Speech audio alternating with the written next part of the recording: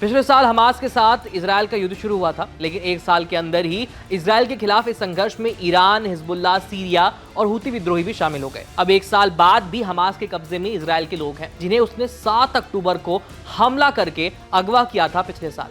इसी मुद्दे पर इजराइल के लोग समय समय पर नेतन्याहू के खिलाफ प्रोटेस्ट करते रहते हैं और इस बार नारेबाजी भी इसी वजह से हुई। दरअसल 7 अक्टूबर 2023 की घटना की स्मृति को लेकर यरूशलेम में एक कार्यक्रम रखा गया था, जिसमें नेतन्याहू भी शामिल हुए। इसी कार्यक्रम के दौरान हमास के हमले में मारे गए लोगों के रिश्तेदार भी पहुंचे थे और नेतन्याहू के खिलाफ यहीं पर नारेबाजी शुरू हुई। बताया गया कि ये नारेबाजी इसलिए हुई क्योंकि ये लोग नेतन्याहू के प्रशासन पर दबाव डालना चाह रहे थे। उनकी मांग है कि गाजा में हमास द्वारा बंधक बनाए गए लोगों की रिहाई सुनिश्चित करने की कड़ी कार्रवाई की जाए। इन नारेबाजियों के चलते कार्यक्रम कुछ वक्त के लिए रोकना पड़ गया। इस कार्यक्रम में आपको शर्म आनी चाहिए, मेरे पिता की हत्या कर दी गई जैसे नारे गूंजने लगे।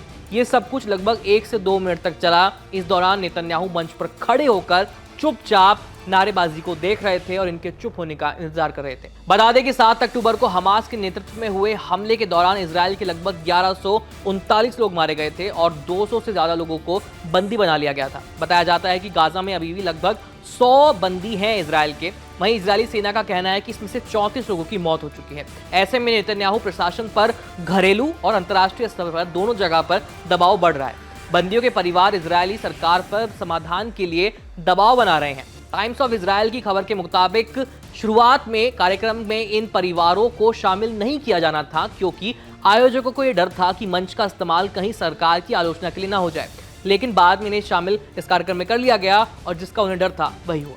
इजरायली खुफिया एजेंसी मोसाद के चीफ डेविड बार्निया हाल ही में कतर की राजधानी दोहा की यात्रा करने वाले हैं। कहा जा रहा है कि इस यात्रा के दौरान बार्निया बंधकों की रिहाई पर समझौते की बातचीत कर सकते हैं। इससे पहले कतर और मिस्र ने इजरायल और हमास के बीच संघर्ष विराम के लिए बातचीत की मध्यस्थता की थी। इसका मकसद था इजरायल और हमास के बढ़ते संघर्ष को रोकना। हालांकि ये बातचीत किसी समझौते तक नहीं पहुंच पाई और इसी साल अगस्त महीने में खत्म हो गई। बीते 2 महीने में कूटनीतिक प्रयासों की कोई खास प्रगति भी नहीं देखी गई। अमेरिका ने इसके लिए हमास को जिम्मेदार ठहराया है। अमेरिका का कहना है कि हमास बातचीत की मेज पर आ ही नहीं रहा है। हालांकि चर्चाओं से जुड़े अधिकारियों के मुताबिक इजिप्ट और कतर के मध्यस्थों ने कथित तौर पर इसकी जिम्मेदारी इजरायल पर डाली है।